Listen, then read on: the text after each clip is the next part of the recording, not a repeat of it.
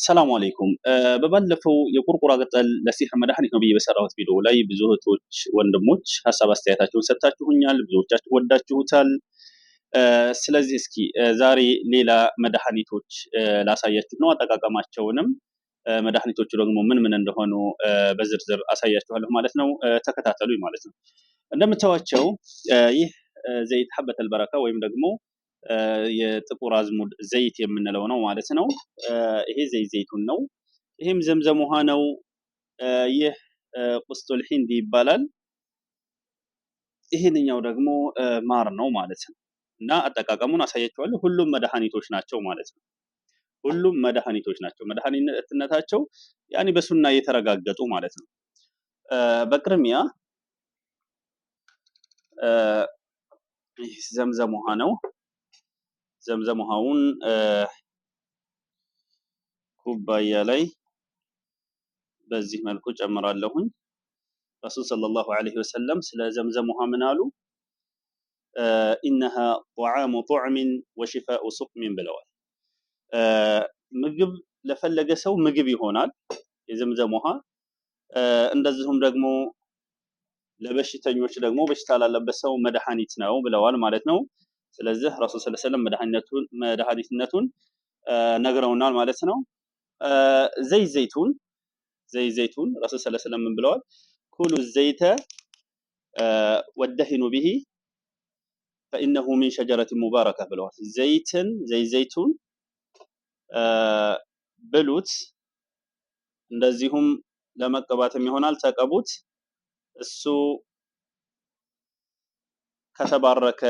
ከተባረከች ዛፍ ናት ብለዋል ማለት ነው። ዘይቱንም መድኃኒት ነው ማለት ነው።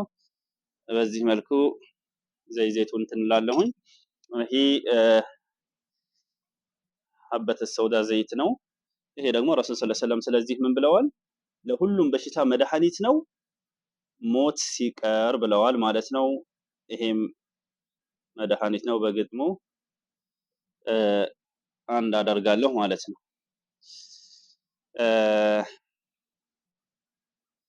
ይሄንኛው ቁስጡል ሂንድ የሚባለው ነው ማለት ነው። ስለ ቁስጡል ሂንድ ደግሞ ኸይሩ ማ ተዳወይቱም ቢሂ አልሂጃማ ወልቁስጡል በሕርዩ ብለዋል ማለት ነው ረሱል ሰለላሁ ዐለይሂ ወሰለም። ስለዚህ መድኃኒትነቱን ረሱል ሰለላሁ ዐለይሂ ወሰለም ነግረውናል ማለት ነው። ይሄንንም በሻሂ ማንኪያ እንድታያችሁ ላስጠጋላችሁ መሰለኝ። በሻሂ ማንኪያ እጨምራለሁ እዚህ ላይ ማለት ነው።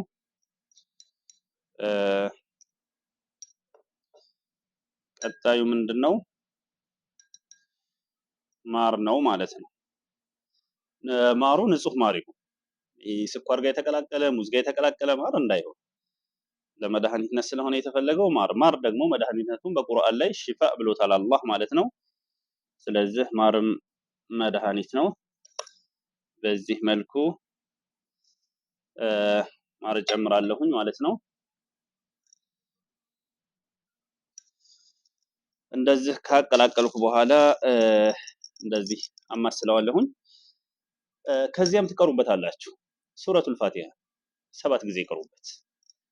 የሱረቱል በቀራ መጀመሪያው ማለት ነው። መጀመሪያው አያ አሊፍ ላም ሚም ብላችሁ ሁሙል ሙፍሊሑን እስከሚለው ያለውን ማለት ነው። ስንት አያ ናቸው? 5 አያ ናቸው ይመስሉኛል። እነሱን ትቀሩበታላችሁ ማለት ነው። በየተወሰነ እያላችሁ ማለት ነው። ንፋስ ነገር ማለት ትጥሉበታላችሁ።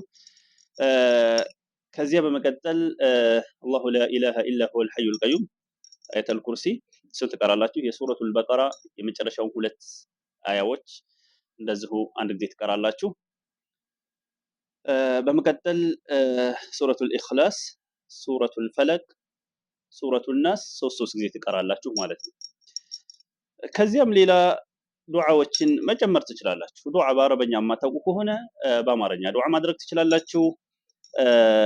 እንደዚሁም ሲህር ከሆነ ያለባችሁ ይሄ መድኃኒቱ ለሲህርም ለጂንም ለቡዳም ይሆናል። በተለይ ደግሞ የተበላ ሲህር ምናምን ከሆነ በጣም ወሳኝ ነው ማለት ነው ለሲህር። ስለዚህ